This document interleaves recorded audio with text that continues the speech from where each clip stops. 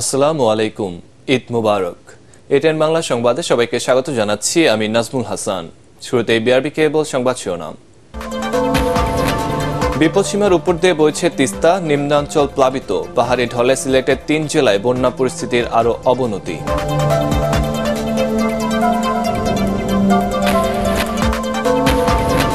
ভারী বর্ষণে কক্সবাজারের উখিয়ায় রোহিঙ্গা ক্যাম্পে পাহাড় ধস, ৮ রোহিঙ্গা ও ২ বাংলাদেশির মর্মান্তিক মৃত্যু।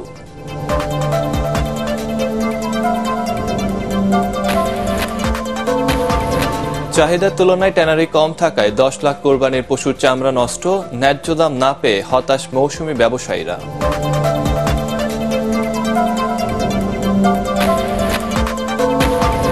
এবং ২ দিনের রাষ্ট্রীয় সফরে শুক্রবার নয়াদিল্লি যাচ্ছেন প্রধানমন্ত্রী শেখ হাসিনা। নরেন্দ্র মোদীর সঙ্গে দ্বিপাক্ষিক বৈঠক ও কয়েকটি চুক্তি স্বাক্ষরের সম্ভাবনা।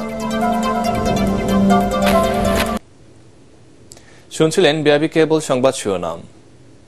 সংবাদে এছাড়াও থাকছে চট্টগ্রামের আঞ্চলিক ভাষায় সংবাদ ও টকশো সম্প্রচারের ঘোষণা এটিএন বাংলা ও এটিএন নিউজের চেয়ারম্যান ডক্টর মাহফুজুর রহমানের।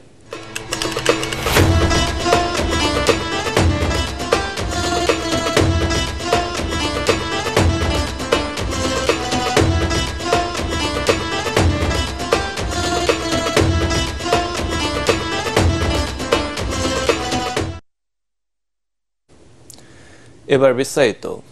আসাম মেঘালয়ে পাহাড়ি ঢল ও ভারী বৃষ্টিতে সিলেট, সুনামগঞ্জ ও হবিগঞ্জে বন্যা পরিস্থিতি আরো ভয়াবহ আকার ধারণ করেছে। পানিবন্দী প্রায় ৬ লাখ মানুষ, বিচ্ছিন্ন হয়ে গেছে যোগাযোগ। লালমনিরহাটে তিস্তা ও ধলনা নদীর পানি বাড়তে থাকায় বন্যা আতঙ্কে নিম্নাঞ্চলের মানুষজন। এদিকে নেত্রকোনা ও শেরপুরেও ঢুকতে শুরু করেছে ঢলের পানি। প্রতিনিধিদের পাঠানো তথ্যচিত্রে বিস্তারিত জানাচ্ছেন জাহিদুল আলম। পাহাড়ি ঢলের সাথে দুদিন ধরে চলছে টানা ভারী বৃষ্টি। এতেই পরিস্থিতির অবনতি হয়েছে সিলেটের ১৩ উপজেলায়। ভারতের চেরাপুঞ্জিতে একদিনে ৩৯৫ মিলিমিটার বৃষ্টিপাত হওয়ায় হুহু করে এপারের সব নদ নদীতে পানি বাড়ছে। বিভিন্ন এলাকা পরিদর্শন করে ত্রাণ বিতরণ করছে প্রশাসন। ১০০ মেট্রিক টন চাল এবং ২,০০০ প্যাকেট খাবার এটা প্যাকেজ দেবো। এটা আমরা এরপরে যেখানে যাওয়া দরকার আমরা করবো এবং দুর্যোগ মোকাবিলার জন্য সহযোগিতার জন্য বন্যা আশ্রয় সহ যখন যা প্রয়োজন সিলেটের জন্য যেটা করা দরকার মাননীয় প্রধানমন্ত্রীর নির্দেশনা রয়েছে সেটা আমরা ইনশাআল্লাহ করবো। সুরমা, কুশিয়ারা সহ সিলেটের ৪টি নদীর পানি বিপদসীমার উপর দিয়ে প্রবাহিত হয়ে সুনামগঞ্জের বন্যা পরিস্থিতির আরও অবনতি হয়েছে। এর স্থায়ী সমাধানে মহাপরিকল্পনা নেয়ার তাগিদ দিয়েছেন স্থানীয় জনপ্রতিনিধিরা। ২২-এর বন্যার পর থেকে আমরা সবসময়ই আতঙ্কে থাকি, আমরা নিরাপদ নই। সুনামগঞ্জকে এবং এই জনগোষ্ঠীকে, এই মানুষকে নিরাপদ করার জন্য যা যা করতে হয় সেটি করার জন্য আমরা প্রয়োজনীয় ব্যবস্থা নেব। হবিগঞ্জের খোয়াই নদীতে বাঁধে ভাঙন দেখা দিয়েছে। বুধবার সকাল থেকেই খোয়াই, কুশিয়ারা, কালনী নদীর পানি বিপদসীমার উপর দিয়ে প্রবাহিত হয়। তবে দুপুরের পর থেকে খোয়াই নদীর পানি বাল্লা পয়েন্টে কমতে থাকলেও বন্যার সংখ্যা কমেনি এ অঞ্চলের মানুষের। উজানের ঢল আর টানা বৃষ্টিতে লালমনিরহাটে তিস্তা ও ধরলা নদীর পানি বাড়ছে। ডালিয়া পয়েন্টে তিস্তার পানি বিপদসীমার নিচ দিয়ে প্রবাহিত হলেও কাউনিয়া পয়েন্টে বিপদসীমার উপর দিয়ে বইছে। প্লাবিত হয়েছে নিম্নাঞ্চল। বন্যার শঙ্কায় নির্ঘুম রাত পার করছেন নদীপাড়ের মানুষ। Bureau report, ATN Bangla. কক্সবাজারের উখিয়ায় রোহিঙ্গা ক্যাম্পে একসাথে কয়েকটি স্থানে পাহাড় ধসে অন্তত ১০ জনের মৃত্যু হয়েছে। গভীর রাতে ভারী বৃষ্টিতে ৮, ৯ ও ১০ নম্বর ক্যাম্পে পাহাড় ধসের এসব ঘটনা ঘটে। ক্যাম্পে নিরাপত্তার দায়িত্বে থাকা আর্মড পুলিশ ব্যাটালিয়ন APBN ৮-এর অধিনায়ক আমির জাফর জানান, নিহত ১০ জনের মধ্যে ৮ জনই রোহিঙ্গা, বাকি ২ জন বাংলাদেশি। ওই ক্যাম্পে পাহাড় ঘেঁষে অনেক বসতি রয়েছে। জানমালের ক্ষয়ক্ষতি এড়াতে লোকজনকে সেখান থেকে নিরাপদে সরে যেতে মাইকিং করা হচ্ছে।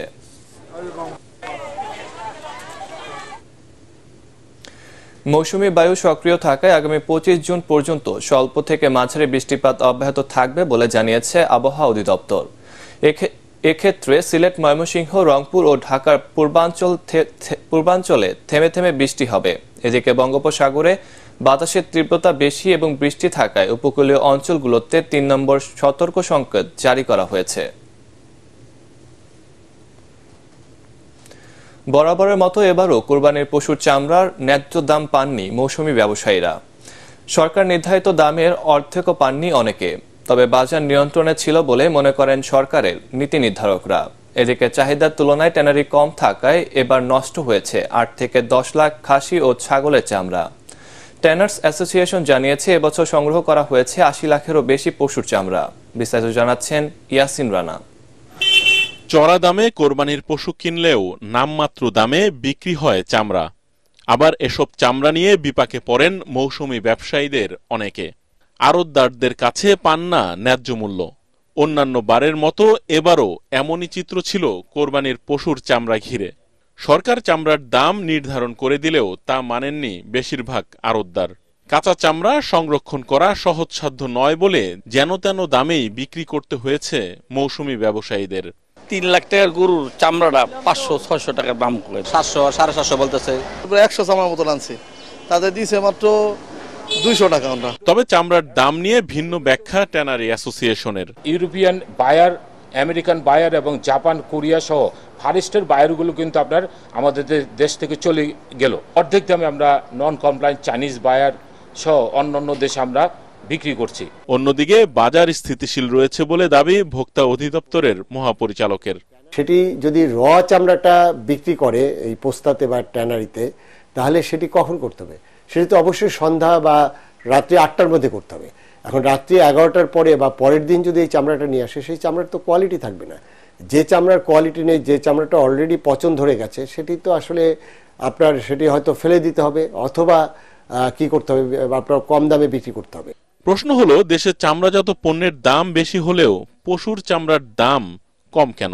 100% বৈদেশিক নির্ভর র মেটেরিয়ালস এবং অ্যাক্সেসরিজের উপরে ডিপেন্ড করছে। চায়না এবং ইন্ডিয়া থেকে এবং ইউরোপ থেকে আপনার এনে আমরা কিন্তু এগুলো উৎপাদন করছি। ধানমন্ডিতে সংবাদ সম্মেলনে ট্যানার্স অ্যাসোসিয়েশনের পক্ষ থেকে জানানো হয়, লক্ষ্যমাত্রা অনুযায়ী 80 লাখের বেশি পশুর চামড়া সংগ্রহ করা হয়েছে এবার।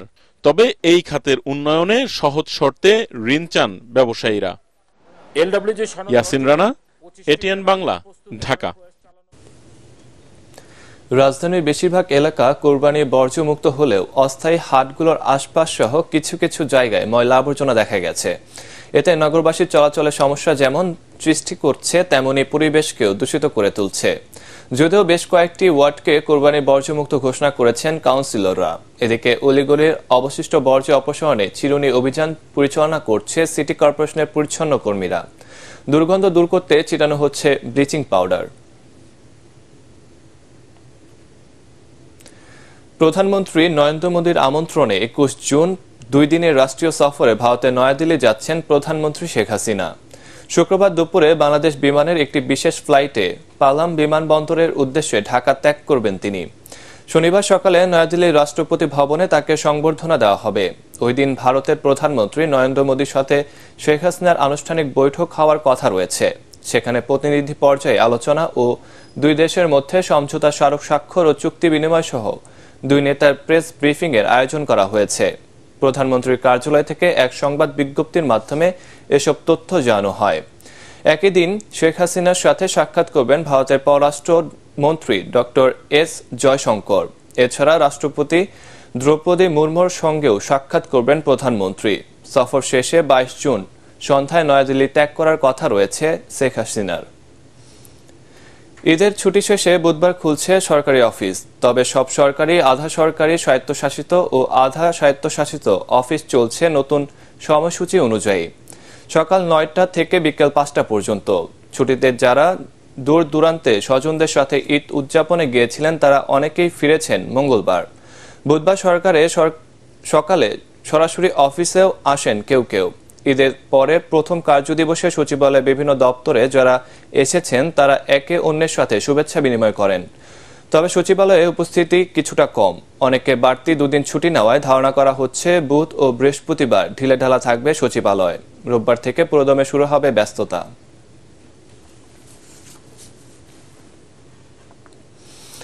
ঈদ উল আজহার 5 দিনের ছুটি শেষে ঢাকায় ফিরছেন রাজধানীবাসী। বিশেষ করে রেলপথে যারা আগে থেকেই অনলাইনে টিকিট কেটে রেখেছেন তারা বেশ স্বস্তিতেই ঢাকায় ফিরেছেন বলে জানান রেলের কর্মকর্তারা। তবে তুলনামূলকভাবে ফিরতি যাত্রী সংখ্যা চোখে পড়ার মতো না হলেও ঈদের তৃতীয় দিনেও রাজধানী ছাড়ছেন অনেকে। মহাখালী বাস টার্মিনালে টিকিট নিতে লম্বা সিরিয়ালেও দাঁড়াতে দেখা যায় ঢাকা ময়মনসিংহ টাঙ্গাইল রুটের যাত্রীদের। শেষ হয়েছে পবিত্র হজের আনুষ্ঠানিকতা। নিজ নিজ দেশে ফিরতে শুরু করেছেন হাজিরা। স্থানীয় সময় বৃহস্পতিবার সকাল 6টায় বাংলাদেশি হাজিদের প্রথম বহর নিয়ে সৌদি আরবের মদিনা থেকে ফাইনান্স এয়ারলাইন্সের একটি ফ্লাইট ঢাকার উদ্দেশ্যে রওনা হওয়ার কথা রয়েছে। বাংলাদেশি হাজিদের নিয়ে ফিরতি ফ্লাইটে শেষ ফ্লাইটটি আগামী 22 জুলাই বাংলাদেশে পৌঁছাবে।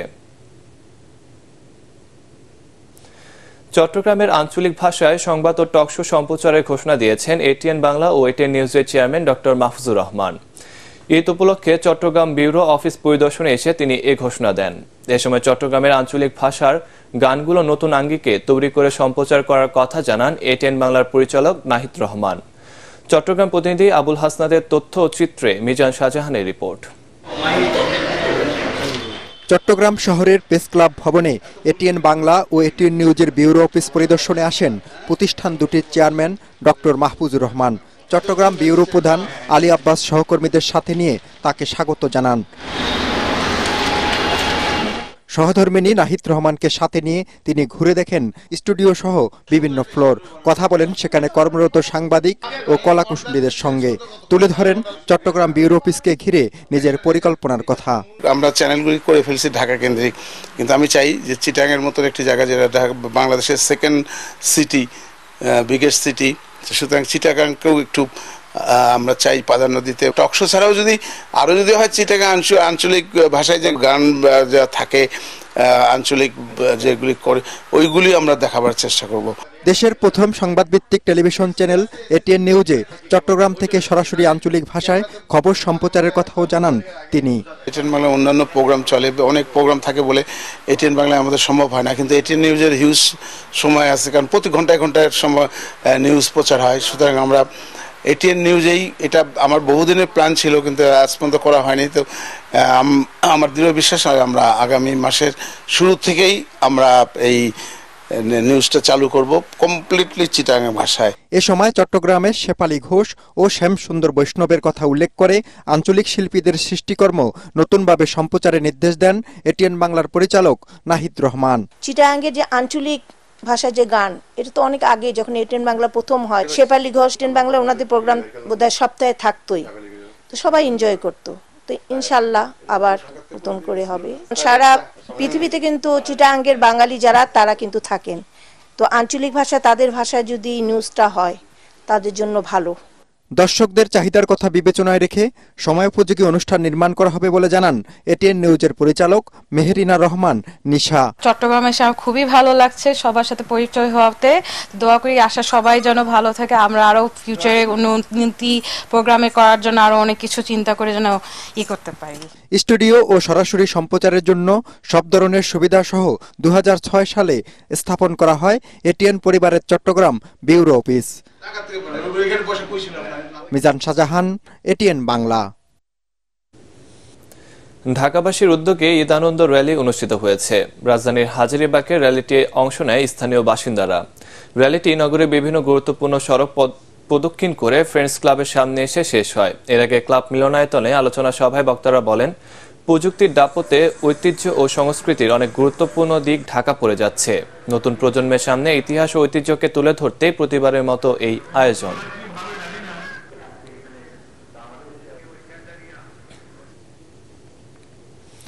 সেনাবাহিনীর দায়িত্ব খুব চ্যালেঞ্জিং, যেখানে সবসময় দেশের কল্যাণে প্রস্তুত থাকতে হয় বলে মন্তব্য করেছেন সেনাবাহিনী প্রধান জেনারেল এস.এম. শফিউদ্দিন আহমেদ। সাভার সেনানিবাসে নবম পদাতিক ডিভিশন আয়োজিত বিদায়ী সংবর্ধনা অনুষ্ঠানে যোগ দিয়ে তিনি একথা বলেন। প্রধানমন্ত্রী শেখ হাসিনার প্রচেষ্টায় বাংলাদেশ সেনাবাহিনী আধুনিক ও চৌকস বাহিনীতে পরিণত হয়েছে বলে উল্লেখ করেন তিনি। এর আগে ডিওএইচএস এলাকায় নবনির্মিত একটি মসজিদের উদ্বোধন ও বৃক্ষরোপণ করেন সেনাপ্রধান।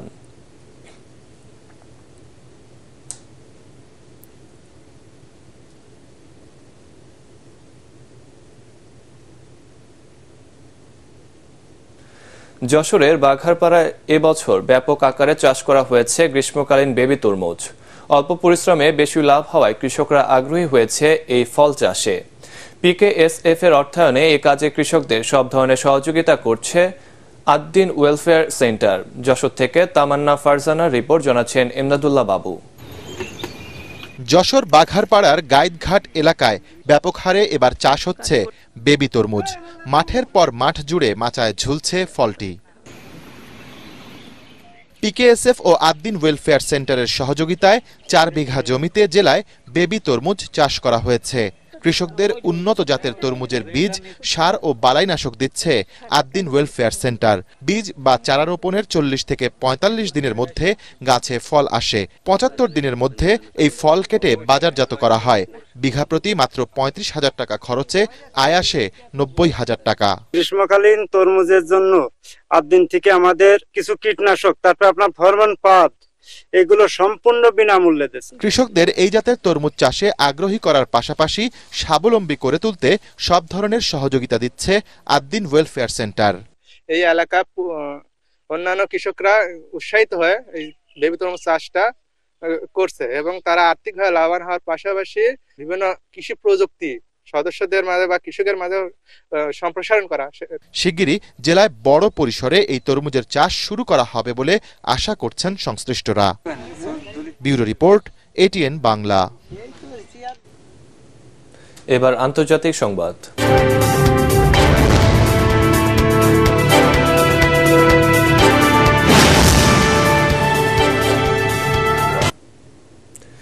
রাশিয়া উত্তর কোরিয়ায় দ্বিপাক্ষিক অংশীদারিত্বে সমঝোতা চুক্তি স্বাক্ষর করছে। এছাড়া রাশিয়ার সঙ্গে কৌশলগত সহযোগিতা জোরদার করতেও আগ্রহ প্রকাশ করেছে উত্তর কোরিয়া। রুশ বার্তা সংস্থা জানায়, প্রায় 2 যুগ পর উত্তর কোরিয়া সফরে এসে এই চুক্তি করলেন ভ্লাদিমির পুতিন। রাশিয়ার প্রেসিডেন্টের এ সফরকালে ইউক্রেনের বিরুদ্ধে রাশিয়ার যুদ্ধকে উত্তর কোরিয়া সমর্থন করে বলে জানিয়েছে উত্তর কোরিয়ার প্রেসিডেন্ট কিম জং উন। এদিকে মস্কোর যুদ্ধকে সমর্থন করায় কিমকে ধন্যবাদ জানিয়েছেন পুতিন। এ সময় পুতিন উত্তর কোরিয়ার সর্বোচ্চ নেতাকে বলেন, দশকের পর দশক ধরে চাপিয়ে দেওয়া মার্কিন সাম্রাজ্যবাদী নীতির বিরুদ্ধে লড়াই করছে মস্কো। এবার টি-20 বিশ্বকাপের খবর।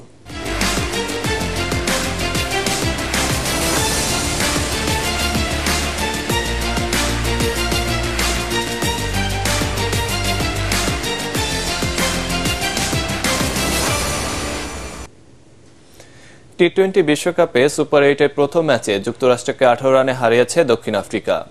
এন্টিগার স্যার রিচার্ডস স্টেডিয়ামে 195 রানে জজের টার্গেটে নেমে 3 ওভার 3 বলে 33 রান তুলে পোর্ট্রিয়াদের ভালো জবাব দিচ্ছিল যুক্তরাষ্ট্র। কিন্তু মাত্র 76 রানে 5 উইকেট হারিয়ে চাপে পড়ে তারা। সেখান থেকে ঘুরে দাঁড়ালেও পরাজয় ঠেকাতে পারেনি। 6 উইকেটে 176 রানে থামে যুক্তরাষ্ট্র। দলের পক্ষে সর্বোচ্চ 80 রান করেন এন্ট্রিয়াস ব্রাউস। দক্ষিণ আফ্রিকার বোলারদের মধ্যে কাগিসু রাবাদা 18 রানে 3 উইকেট তুলে নেন। এর আগে টস হেরে ব্যাটিং করে দক্ষিণ আফ্রিকা 4 উইকেটে 194 রান সংগ্রহ করে। দলের পক্ষে সর্বোচ্চ 74 রান করেন ম্যাচ সেরা কুইন্ট ডিকক। অধিনায়ক এইডেন মার্করাম করেন 46 রান। যুক্তরাষ্ট্রের বোলার সৌরভ ও হারমিদ 2টি করে উইকেট তুলে নেন। টি-20 বিশ্বকাপের সুপার 8-এ ম্যাচ সামনে রেখে প্রস্তুতি শুরু করেছে বাংলাদেশ ক্রিকেট দল। ওয়েস্ট ইন্ডিজের এন্টিগার স্যার রিচার্ডস স্টেডিয়ামে ফ্লাইট লাইটের আলোয় অনুশীলন করেন শান্ত সাকিবরা। পরাকার মানে রিপোর্ট। 20টি দলের টি-20 বিশ্বকাপের শিরোপা লড়াইয়ে টিকে আছে এখন 8টি দল। সুপার 8 পর্বে অংশ নিতে ইতিমধ্যেই বাংলাদেশ অবস্থান করছে তাদের প্রথম 2 ম্যাচের ভেন্যু এন্টিগায়। ওয়েস্ট ইন্ডিজের জীবন্ত কিংবদন্তি স্যার ভিভিয়ান রিচার্ডসের জন্মভূমিতে কিছুদিন 22 গজে চলবে দলগুলোর শ্রেষ্ঠত্বর লড়াই। 17 বছর পর টি-20 বিশ্বকাপে দ্বিতীয় পর্বের টিকিট পাওয়া টাইগাররা মুখোমুখি হবে অস্ট্রেলিয়া, ভারত এবং আফগানিস্তানের। সকালে বৃষ্টির কারণে অনুশীলন করতে না পারলেও সন্ধ্যায় ঠিকই গা গরম করেন সাকিব মাহমুদুল্লাহ ও শান্তরা। সুপার 8 পর্বে ভালো করার ব্যাপারে আশাবাদী লাল সবুজের দল। তবে টপ অর্ডারের ব্যাটিং ব্যর্থতা বেশ ভোগাচ্ছে টাইগারদের। অবশ্য তাদের রান খরা কাটাতে চেষ্টার কোনো কমতি নেই। ব্যাড প্যাচ কাটাতে তাদেরকে নিয়ে আলাদাভাবে কাজ করেছেন কোচিং স্টাফরা। শুক্রবার ভোর 6:30টায় টি-20 বিশ্বকাপে সুপার 8 পর্বে অস্ট্রেলিয়ার মুখোমুখি হবে বাংলাদেশ। পরাগারমান, এটিএন বাংলা। এবার পার্টিক্স খেলার খবর।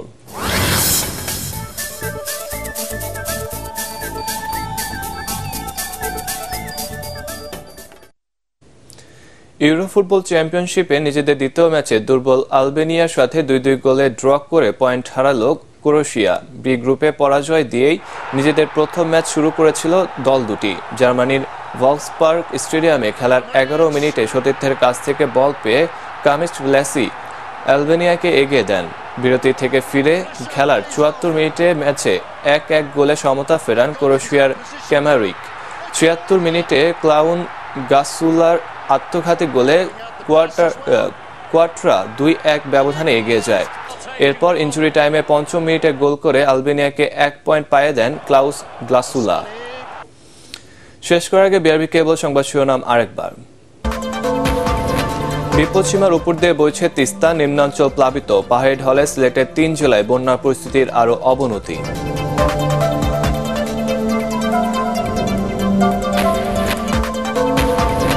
ভারী বর্ষণে কক্সবাজারের উখিয়ায় রোহিঙ্গা ক্যাম্পে পাহাড় ধস, 8 রোহিঙ্গা ও 2 বাংলাদেশির মর্মান্তিক মৃত্যু।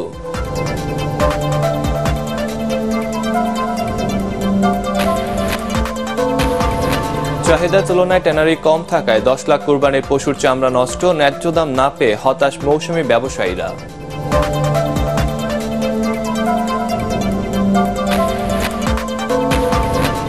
এবং 2 দিনের রাষ্ট্রীয় সফরে শুক্রবার নয়াদিল্লি যাচ্ছেন প্রধানমন্ত্রী শেখ হাসিনা। নরেন্দ্র মোদীর সঙ্গে দ্বিপাক্ষিক বৈঠক ও কয়েকটি চুক্তি স্বাক্ষরের সম্ভাবনা। দর্শক, পরবর্তী সংবাদ দেখার আমন্ত্রণ জানিয়ে এখনকার মতো শেষ করছি। এটিএন বাংলা সংবাদ ইউটিউবে দেখতে ব্রাউজ করুন youtube/ATN Bangla News।